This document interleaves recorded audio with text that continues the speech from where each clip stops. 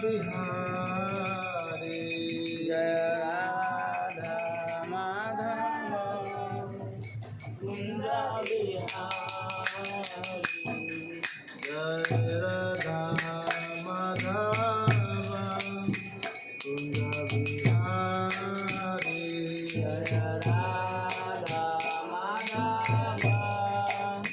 कुंज बिहारी जय गोपी जन वल्लभ गिरिवरधारी जय गोपी जन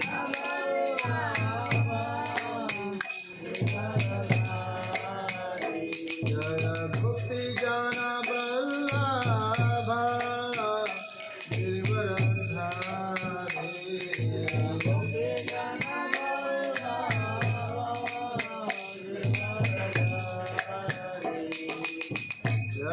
यशोदानंदन भज जनरंजन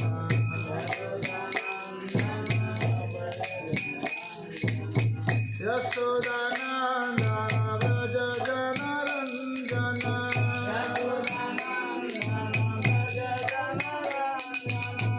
यमुना तीरावनचारि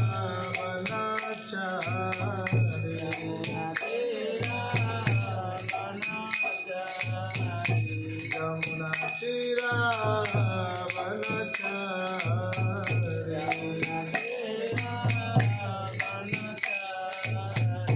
जय राधा माधव कुंज बिहारी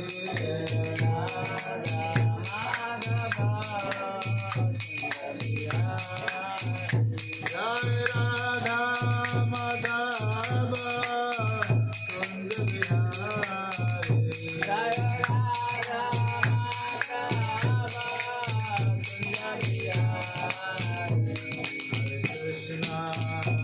हरे कृष्णा कृष्णा कृष्णा हरे हरे हरे राम राम राम हरे हरे हरे कृष्णा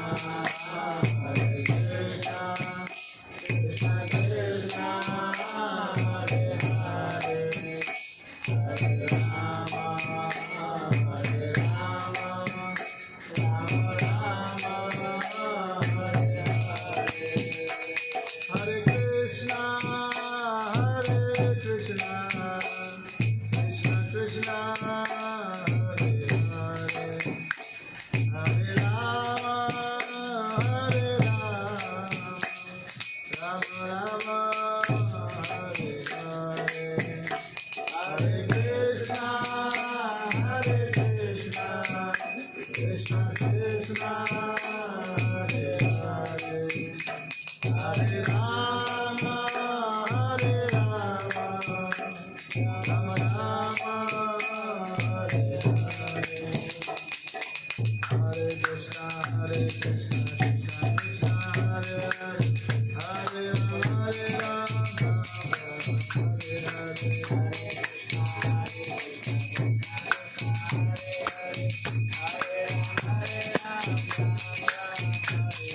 हरे कृष्णा कृष्णा कृष्णा हरे हरे हरे राम हरे हरे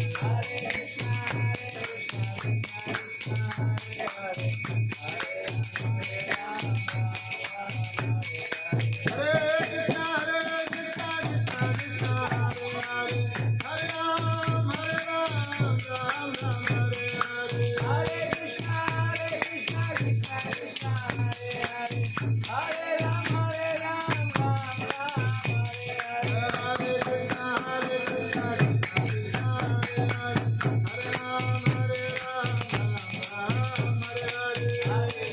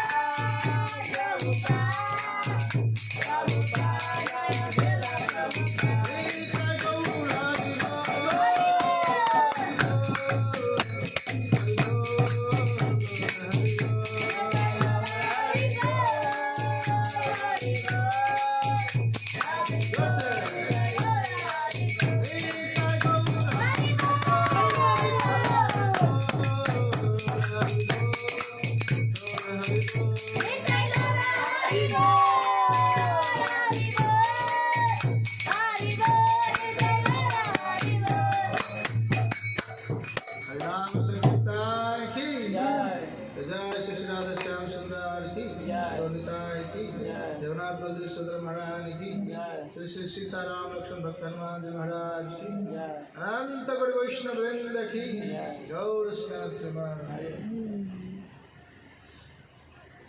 ओम नमो भगवते वासुदेवाय ओम नमो भगवते वासुदेवाय ओम नमो भगवते वासुदेवाय ओम नमो भगवते वासुदेवाय ओम नमो भगवते वासुदेवाय ओम नमो भगवते वासुदेवाय नारायणं नमस्कृत्यं नरं चैव नरोत्तमं देवीं सरस्वतीं व्यासं ततो जयमुदीरयेत् नष्टप्रायेषु भद्रेषु नित्यं भागवत सेवया भगवते उत्तमश्लोके भक्तिर्भवति नैष्टिकी मुखं करोति वाचालं पङ्गुलङ्घयते गिरिं यत्कृपातमहं वन्दे श्रीगुरुदीनतारिणं परमानन्दमाधवं श्रीचैतन्यईश्वरं कृष्णाय वासुदेवाय देवकी नन्दनाय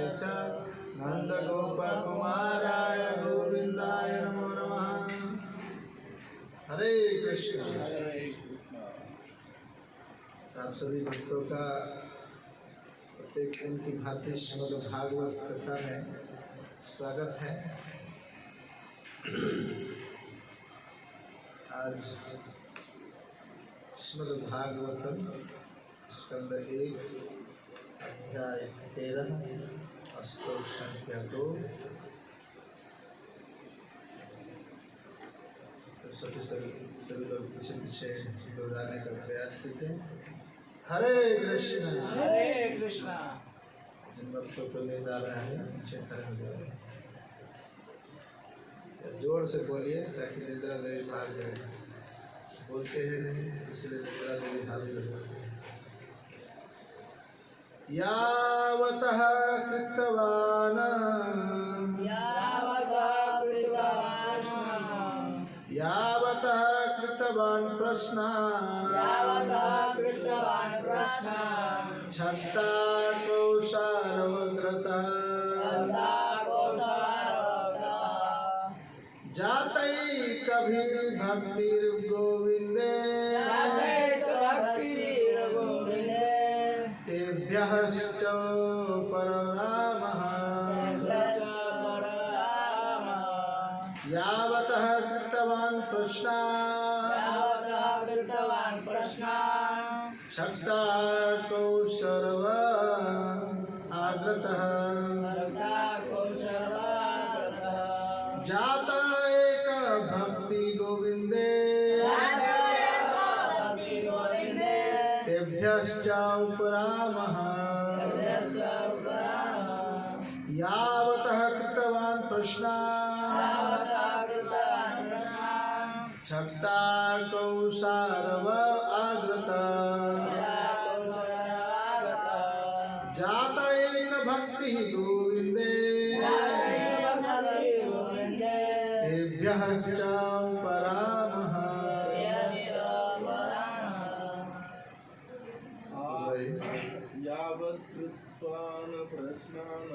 यावतः कृतवान् प्रश्नान् तथा कौशरागतः जातैक भक्ति गोविन्दे तेभ्यश्च उपरामः। यावतः कृतवान् प्रश्न कौशारवागतः जातैक भक्ति गोविन्दे तेभ्यश्च पररामः।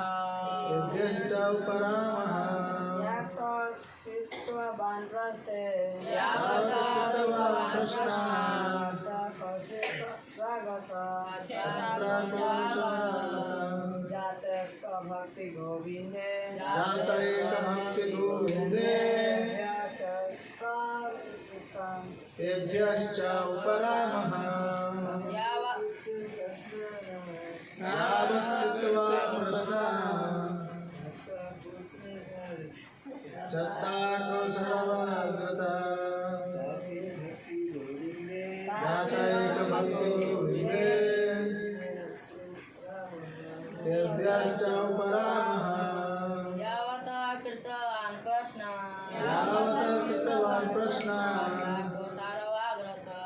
छत्ताकौसरवाग्रता भक्ति गोविन्दे जातैक भक्ति गोविन्दे तेभ्यश्च उपरामः यावत् कृतवान् प्रश्न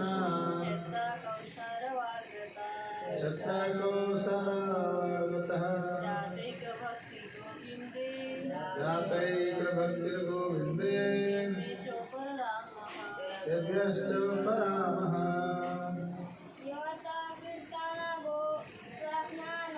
यावतः कृतवान् प्रश्नान्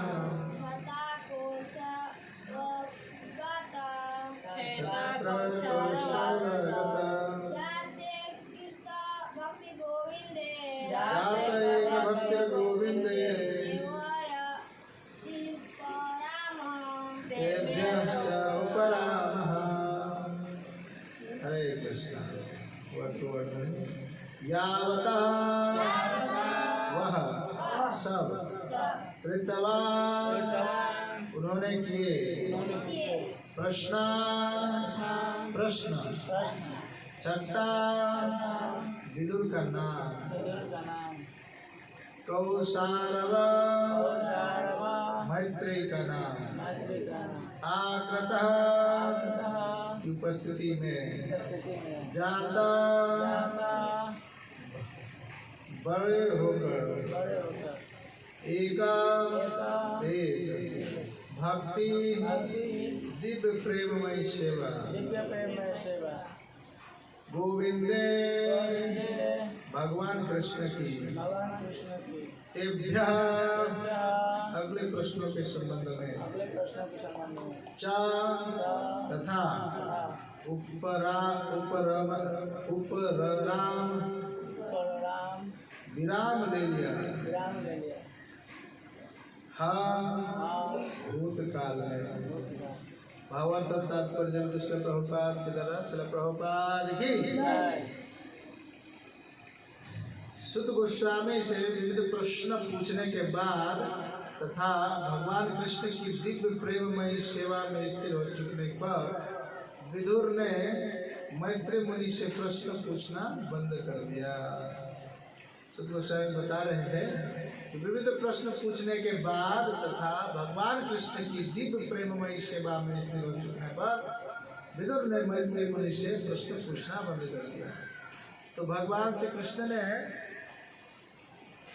विदुर जी को मैत्री मुनि से भागवत सुनने के लिए बताया था और मैत्री मुनि से प्रश्न पूछते हुए अब संपूर्ण प्रश्न के उत्तर मिल चुकने पर विदुर जी अपने प्रश्न पूछने बंद कर देते हैं। तात्पर्य में श्री प्रभुपाद जी कहते हैं विदुर ने मैत्री मुनि से तब प्रश्न पूछना बंद किया जब मैत्री ऋषि ने उन्हें आश्वस्त किया कि जीवन का आश्रय तत्व तो अंततः भगवान श्री कृष्ण की दिव्य प्रेममयी सेवा में सुस्थापित होना है। जो गोविंद है अर्थात जो अपने भक्तों को सभी प्रकार से तुष्ट रखते हैं, बद्ध जीव अर्थात भौतिक अस्तित्व में फंसा हुआ जीव भौतिकता गुणों में अपनी इंद्रियों को लगाकर सुख की खोज करता है, किंतु इससे उसे संतोष नहीं होता।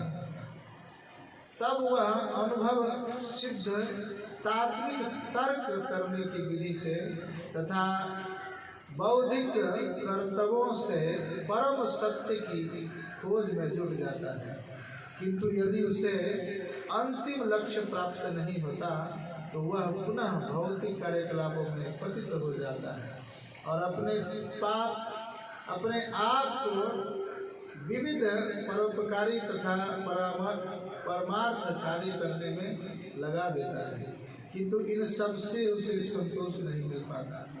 अतः न तो सकाम कर्म न ही शुष्क दार्शनिक चिंतन से किसी को संतोष मिल सकता है, क्योंकि जीव स्वभावतः परमेश्वर श्री कृष्ण का सनातन सेवक है और सारे वैदिक ग्रंथ किसी चरम लक्ष्य की ओर उसका मार्गदर्शन करते हैं।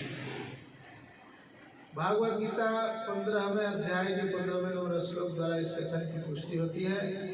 विदुर के समान ही जिज्ञासु बद्ध जीव को मैत्री जैसे प्रमाणित गुरु के पास पहुंचना चाहिए और बुद्धि परक जिज्ञासाओं द्वारा कर्म सकाम कर्म ज्ञान परम सत्य को जानने के लिए दार्शनिक अनुसंधान और योग आत्म साक्षात्कार की योग विधि के विषय में प्रत्येक वस्तु को जानने का प्रयास करना चाहिए। जो व्यक्ति अपने गुरु से प्रश्न पूछने के प्रति गंभीरता पूर्वक प्रवृत्त नहीं होता, उसे न तो दिखावटी गुरु करने की आवश्यकता है और न उस व्यक्ति को अन्यों का गुरु होने का दिखावा करना चाहिए। यदि वह अपने शिष्य को भगवान श्री कृष्ण की दिव्य प्रेम भक्ति की ओर उन्मुख न कर सके। विदुर मैत्रेय जैसे गुरु के पास पहुंचने में सफल हुए थे और उन्हें जीवन का चरम लक्ष्य गोविंद की भक्ति प्राप्त हो सका। अतः उनके लिए आध्यात्मिक प्रगति के विषय में और कुछ जानना शेष न बचा था। हरे कृष्णा कृष्ण कृष्ण हरे हरे, हरे राम राम राम हरे हरे। ओम अज्ञानतिमिरन्धस्य ज्ञानाञ्जनशलाकया चक्षुरुन्मीलितं येन तस्मै श्रीगुरुवे नमः। श्रीचैतन्यमनोभीष्टं स्थापितं येन भूतले स्वयं रूपा कदा मह्यं ददाति सपदान्तिकं। वन्देऽहं श्रीगुरु श्रीयुतापदकमलं श्रीगुरून् वैष्णवांश्च श्रीरूपां साग्रजातं शूरानाथामृतं तं सजीवं सावद्वैतं सावधूतं परिजनसहितं श्रीकृष्णचैतन्यदेव श्रीराधा कृष्णपादान् सगणललिता श्रीविशाखान्वितांश्च नमो विष्णुपादाय कृष्णप्रेष्ठाय भूतले श्रीमते भक्ति वेदांत स्वामिनिति नाम्ने। नमस्ते सरस्वती देवे गौरवाणी प्रचारिणे निर्विशेष शून्यवादी पश्चादेशतारिणे। हे कृष्ण करुणा सिंधु दीनबंधु जगतपते गोपेश गोपिका कांत राधा कांत नमस्ते। तप्त कांचन गौरांगी राधे वृंदावनेश्वरी वृषभानुसुते देवी प्रणमामि हरिप्रिये। नीलाचल निवासाय नित्याय प्रमात्मने बलभद्र सुभद्राभ्यां जगन्नाथाय ते नमः। जय श्री कृष्ण चैतन्य प्रभु नित्यानंद श्री अद्वैत गदाधर शिवासादि गौर भक्तवृंद। हरे कृष्ण कृष्ण कृष्ण हरे हरे, हरे राम राम राम हरे हरे।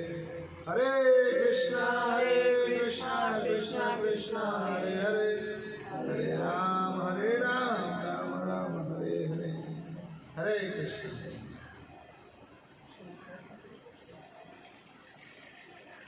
तो बहुत सुंदर प्रश्न जो भी श्रीमद् भागवत में पूछे गए हैं उनको सुत गोस्वामी कहते हैं नैमिषारण्य के ऋषि मुनियों को, शंकादिक ऋषिगण को, कि हे ऋषिवर ये प्रश्न जो है आपके वो वास्तव में सुसुखम बहुत ही सुख प्रदान करने वाला है। व्यक्ति को जो मनुष्य जीवन प्राप्त किए हैं उनके जीवन में अगर इन प्रश्नों को सुनेंगे जो आपने प्रश्न पूछे हैं तो उनका हृदय निर्मल होगा, उनका हृदय शुद्ध होगा, उनका मन से काम क्रोध लोभ मोह मद मत्सर्य रूपी जो अनर्थ है वो नष्ट हो जाएगा। इस कारण से ये श्रीमद् भागवत के उत्तम श्लोक, उत्तम प्रश्न जो है सो बहुत महत्वपूर्ण है। हरे कृष्णा।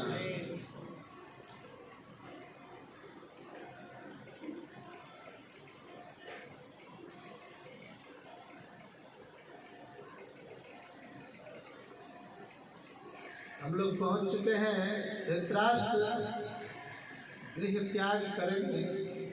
उससे पहले विदुर जी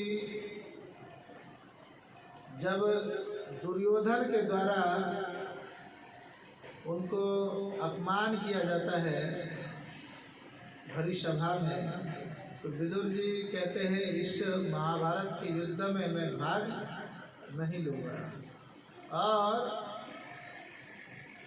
वो कहाँ जाते हैं? हरि बोल, कहाँ जाते हैं?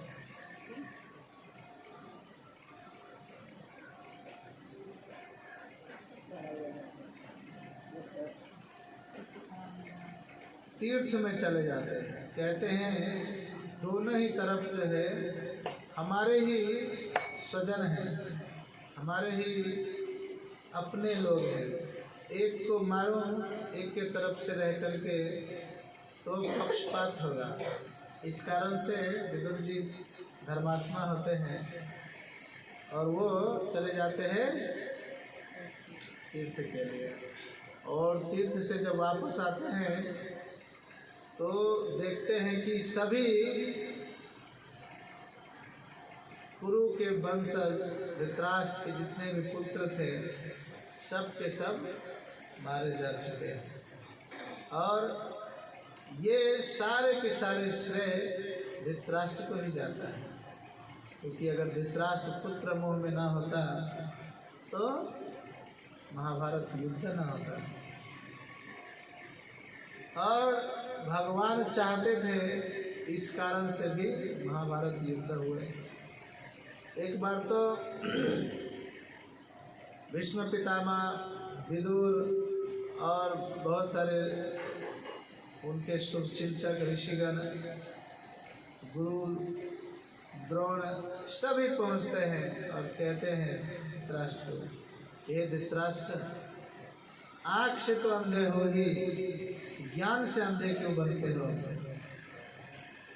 पांडु वास्तव में राजा थे और आप प्रभारी राजा बनाए गए थे। उनके नहीं रहने से आप प्रतिनिधित्व करके राज्य चलाएंगे, और जब उनके पुत्र बड़े हो जाएंगे तो आप उनके पुत्रों को राज्य सौंप दोगे। और आपने अपने पुत्र मोह में आकर के बहुत बड़ा गलती कर रहे हैं कि दुर्योधन को राजा बनाना चाहते हैं, और देख रहे हैं कि दुर्योधन वास्तव में राजा बनने लायक नहीं है, योग्य नहीं है। इसके राज्य में जब दुर्योधन राजा बनेगा कोई सुखी नहीं होगा, सभी उनके अत्याचार से प्रभावित होंगे और सबको दुख और कष्ट होगा। तो ये बात आप भी जानते हो, तो फिर क्यों नहीं युधिष्ठिर को राजा घोषित करते हो? और बाद बाकी अगर आप नहीं राज्य हस्तिनापुर का देना चाहते हैं तो बंटवारा कर दो, 2 भागों में विभाजित कर दो। एक तरफ युधिष्ठिर अपने राज्य भार को संभालेंगे और दूसरी तरफ दुर्योधन भी संभालेगा हस्तिनापुर का राज्य।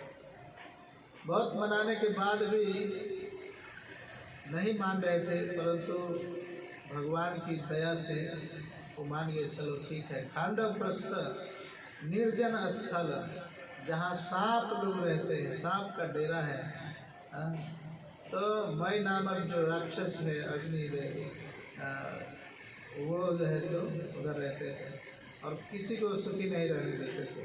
उधर निर्जन वन ही था, घनघोर पत्थर वगैरह कुछ नहीं बचता। तो बोले युधिष्ठिर महाराज धर्मात्मा थे, जो मिला वो ले लिए। और फिर वहाँ पर भगवान श्री कृष्ण की कृपा से, उनकी सहयोग से खांडवप्रस्थ को इंद्रप्रस्थ में परिणत कर दिए। अपनी मेहनत से उन्होंने ऐसा एक राज्य बनाया जो अद्भुत था। उन्होंने मई नामक जो अग्नि दैत्य थे, उनकी कृपा से उनको, जब उन्होंने रक्षा किए थे, अग्नि से बचाए थे, तो उन्होंने उधर एक सुंदर महल तैयार करके दिया जो कि अद्भुत था।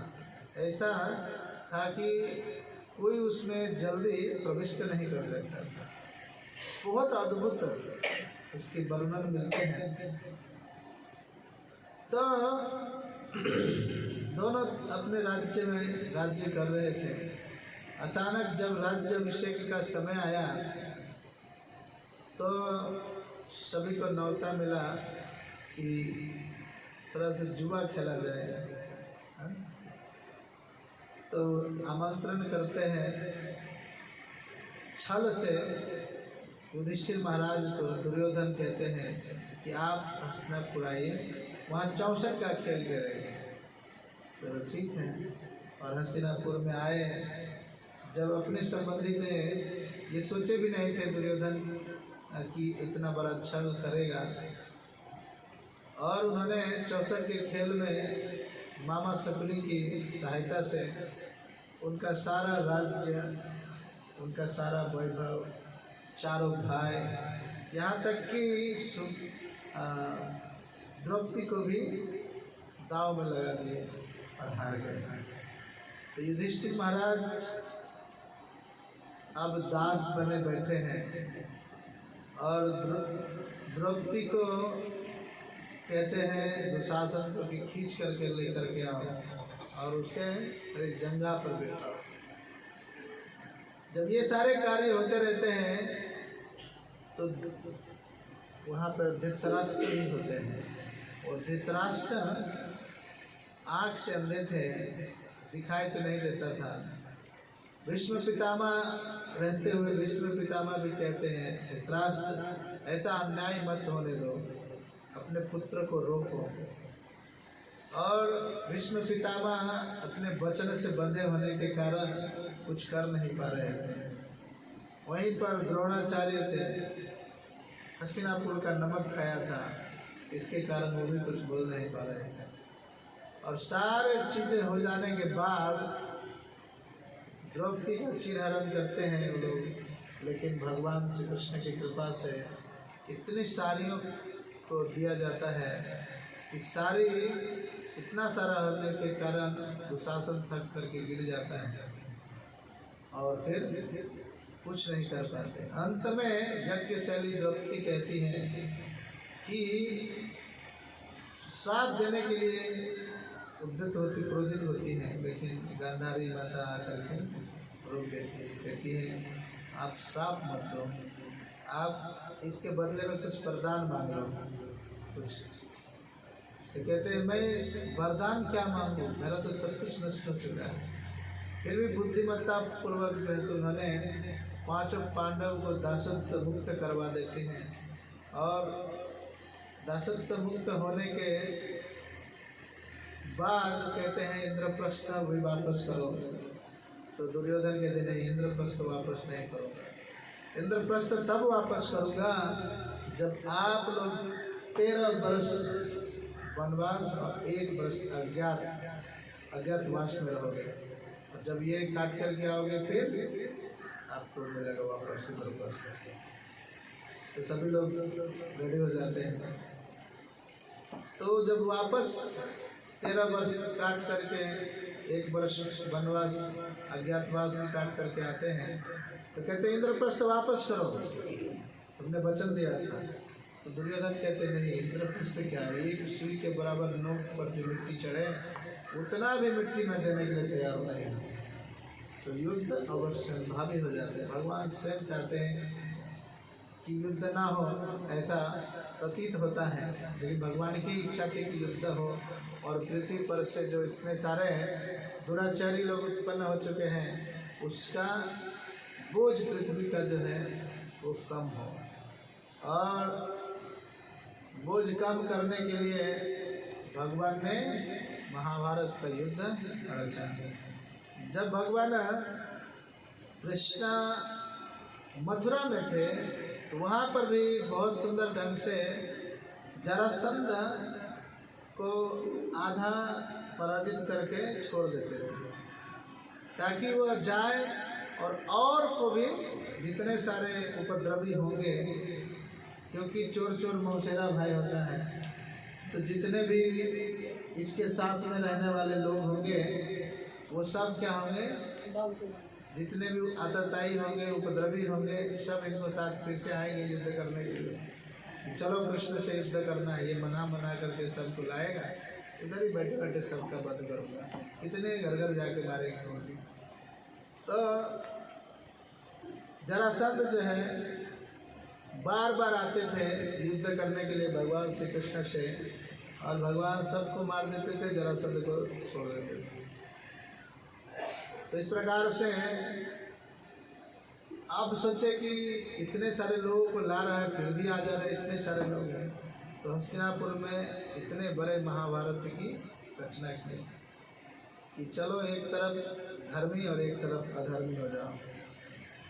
तो पांडव के पक्ष में भी बहुत सारे धार्मिक लोग हुए और अधर्मी दुर्योधन की तरफ भी बहुत सारे लोग हो गए। और युद्ध शुरू होने से पहले ही मैं ये इसलिए इतना बुरा प्रसंग लेकर के आया कि धृतराष्ट्र भी जानते थे। एक बार जब शांति दूत बन करके भगवान आते हैं तो धृतराष्ट्र को दिखाते हैं, धृतराष्ट्र मुझे बांधना चाहता है दुर्योधन, बांध पाएगा, देखोगे मेरी शक्ति। और वहाँ पर उन्होंने विकराल रूप धारण करते हैं, बहुत विशाल, और फिर धृतराष्ट्र को नेत्र देते हैं देखने के लिए। और इसके बाद जो है सो वो देखते हैं, भगवान का दर्शन करते हैं, तो देखते हैं भगवान अनंत है, विश्व रूप का दर्शन करते हैं। और जान जाते हैं कि कृष्ण अगर चाहे तो युद्ध रुक सकता है, और ये चाहे तो कृष्ण युद्ध नहीं रुके। तो इतना सारा चीज़ देखने के बाद भी जब भीष्म पितामह कहते हैं कि अरे युद्ध मत होने दो, दे दो उसको, वो तो 5 गांव ही मांग रहा है राज्य करने के लिए, क्षत्रिय है, तुम्हारा ही भतीजा है, दे दो। तो कहते हैं धृतराष्ट्र की, हे पितामह, मैं देना चाहता हूँ लेकिन मैं दे नहीं पा रहा हूँ। कोई ऐसी अद्भुत शक्तियाँ हैं जो मुझे रोक रही हैं, अधर्म करने पर विवश कर देती हैं। मैं जानता हूँ कि युधिष्ठिर धर्मवान है, धर्म कर्म में सबसे निपुण है, अगर ये राजा होगा तो सभी सुखी होंगे राज्य के। इस प्रकार से वो भी बताते हैं सारा चीज़, लेकिन कहते हैं मुझे कोई ऐसा बल पूर्वक मुझे रोक देता है, मैं नहीं कर पाता हूँ, ऐसा लगता है। मैं भी जानता हूँ धर्म क्या है, अधर्म क्या है, जहाँ कृष्ण है वही धर्म है, वो भी जानता हूँ, लेकिन मैं रोक नहीं पा रहा हूँ अपने इस निर्णय को।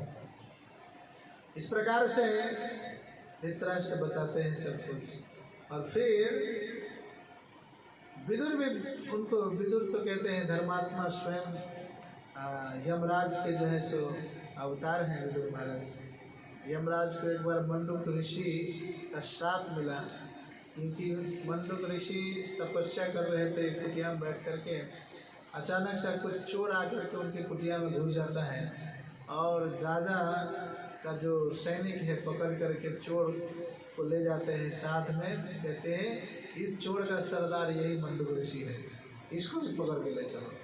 अब ऋषि को भी पकड़ के ले जाते हैं। ऋषि वक्त तो कुछ नहीं कहते, भगवान के नाम में मग्न रहते हैं।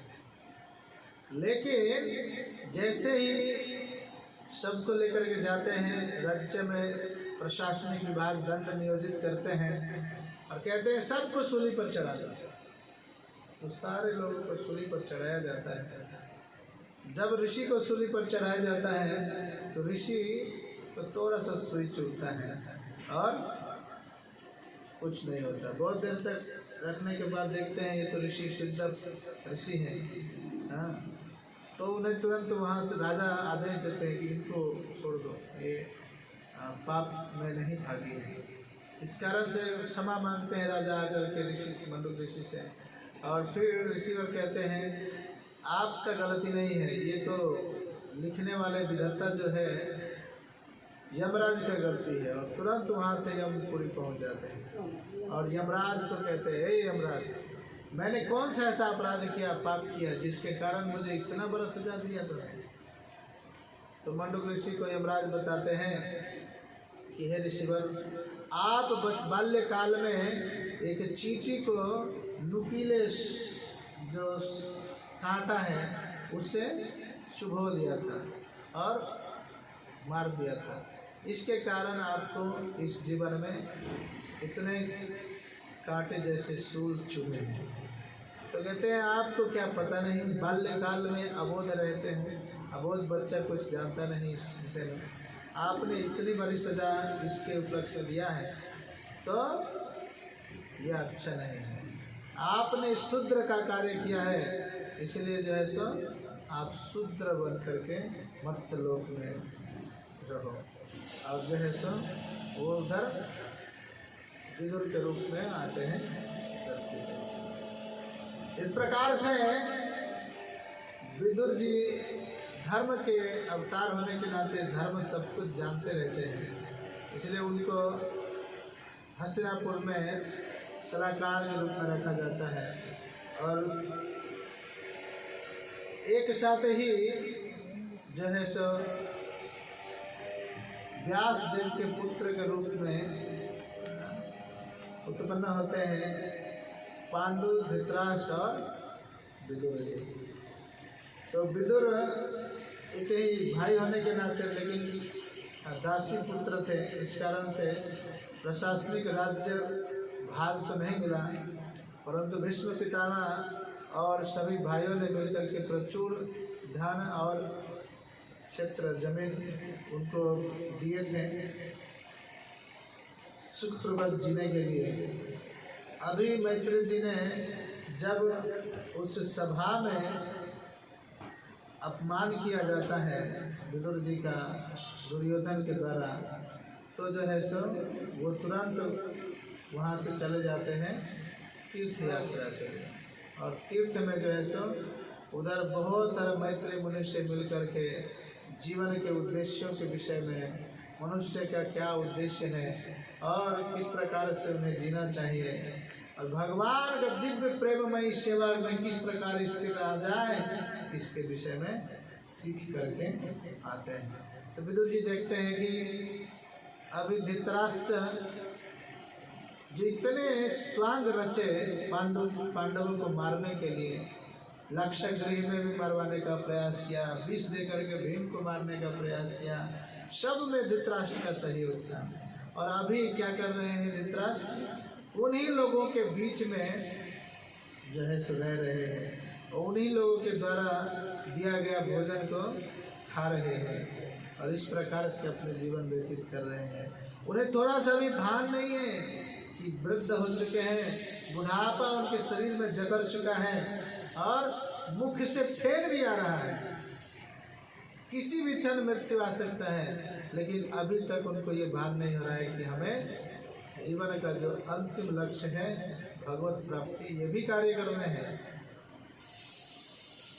तो विदुर जी आकर के उनको बहुत भला बुरा सुनाते हैं, कहते हैं ये धृतराष्ट्र भूल गए तुमने इन्हीं के जो भीम है उसको विष लेकर के मारने का प्रयास किया था और उसी का फेंका हुआ रोटी को खा रहे हो कुत्ते के जैसे, शर्म नहीं आ रहा है? अरे अभी तो सुधर जाओ, अभी तो अपने जीवन के उद्देश्य को पूर्ति करो। कह रहे हैं यही लोग थे जिनको तुमने लाक्षागृह में मारने का प्रयत्न किया, किस प्रकार इनके सम्मुख मुख उठा करके खड़े हो, लज्जा नहीं आती? अभी भी समय है, निकल चलो और अपने इस देह को इसी नर्कगामी होने से पहले ही भगवान के भजन कीर्तन करके भगवत धाम जाने का प्रयास करो। इतने पाप करके भी आप खुश कैसे रह सकते हो इन सब के बीच में? और सुनाते हैं आगे, ये प्रश्न सब आएंगे। तो इस प्रकार से हम देखते हैं कि विदुर वास्तव में धृतराष्ट्र के हित के लिए अभी हस्तिनापुर आए हैं। और हस्तिनापुर में जब आते हैं तो बहुत सुंदर ढंग से उनका सत्कार किया जाता है। आरामदायक जो बिस्तर है उनको दिया जाता है ताकि वो प्रचुर आराम कर सके। तीर्थ से आए हैं और तीर्थ में घूमते घूमते बहुत थक जाते हैं लोग, इसके लिए उनको कुछ समय आराम दिया जाता है।